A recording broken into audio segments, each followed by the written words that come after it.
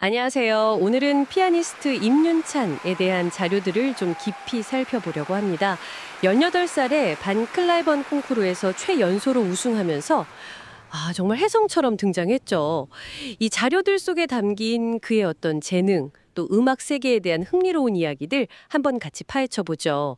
단순히 알려진 사실들 말고 임윤찬이라는 음악가의 본질, 그 특별함은 어디서 오는지, 그의 시작부터 또 음악을 대하는 태도까지 핵심적인 부분들을 좀 짚어보겠습니다. 자료들을 보면 역시 시작부터가 좀 남달랐다, 이런 점이 눈에 띄어요. 2004년생, 5살의 피아노 시작. 어머니 말씀처럼 놀 때도 먹을 때도 피아노만 치던 아이. 이건 뭐 워낙 유명한 이야기고요. 근데 단순히 좋아한 걸 넘어서 자료들은 그 어린 나이에 보여준 음악적 깊이, 이걸 주목하더라고요. 뭐 절대음감, 암보력 이런 재능도 재능이지만 그때 벌써 자신만의 해석을 가지려고 했다. 이런 이야기가 참 인상 깊었어요. 네, 맞아요. 그 재능하고 열정이 정말 잘 어울리진 경우죠. 10살에 서울예고 영재 입학도 그렇고 특히 주목할 만한 게 그 15살 때 예원학교 다니면서 나갔던 윤희상 국제 콩쿠르예요. 자료에 보니까 이게 그냥 우승만 한 게 아니라 당시 심사위원장이었던 진은숙 작곡가가 그렸다면서요. 우리가 지금 어떤 아이를 만난 건지 상상도 안 될 거다. 뭐 이렇게요.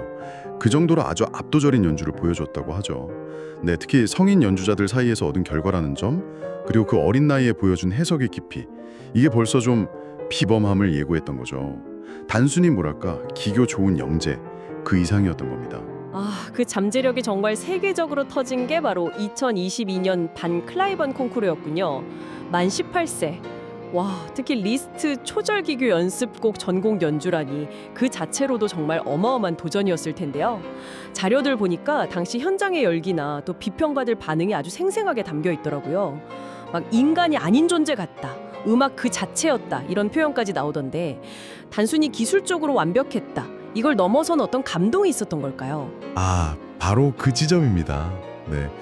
자료들을 쭉 보면요. 기술적인 완벽함은 뭐랄까 기본이었고요. 진짜 청중이나 평론가들을 사로잡았던 건 그 음악에 담긴 깊이, 그리고 진정성이었어요. 예를 들면 그 리스트 초절기교 연습곡 연주 영상이 1000만 뷰 넘게 화제가 됐잖아요.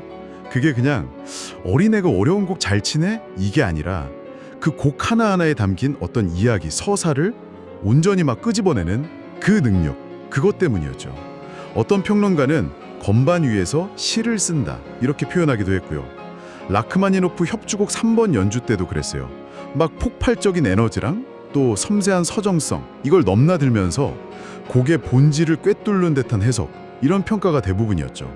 그러니까 이 콩쿠르 우승은 단순한 사건이 아니었어요.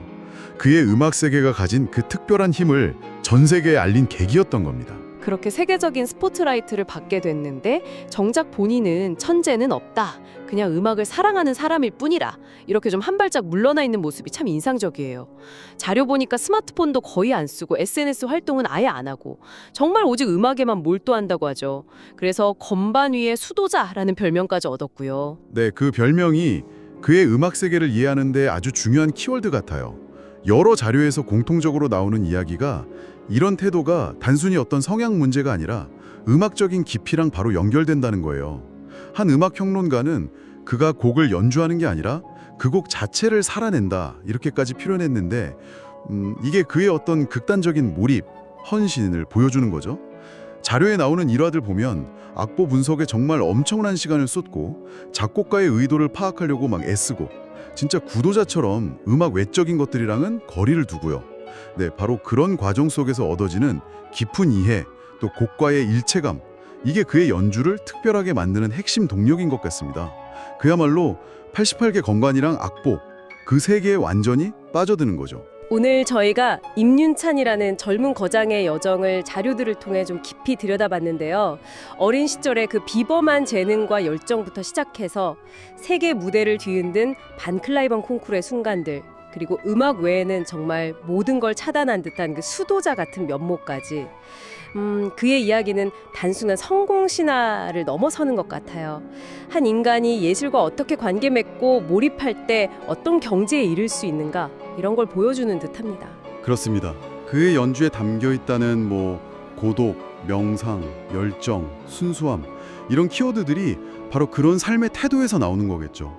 여기서 우리가 앞으로 좀 더 주목해봐야 할 점은 이거 같아요. 이렇게 음악 그 자체에만 정말 깊이 파고드는 그의 여정이 앞으로 또 어떤 새로운 음악적 지평을 우리에게 보여줄까? 어쩌면 우리는 그의 연주를 통해 기존에는 상상하지 못했던 음악의 또 다른 차원을 경험하게 될지도 모릅니다. 네, 이 질문을 그의 음악을 계속 접하실 여러분께 마지막으로 던져봅니다.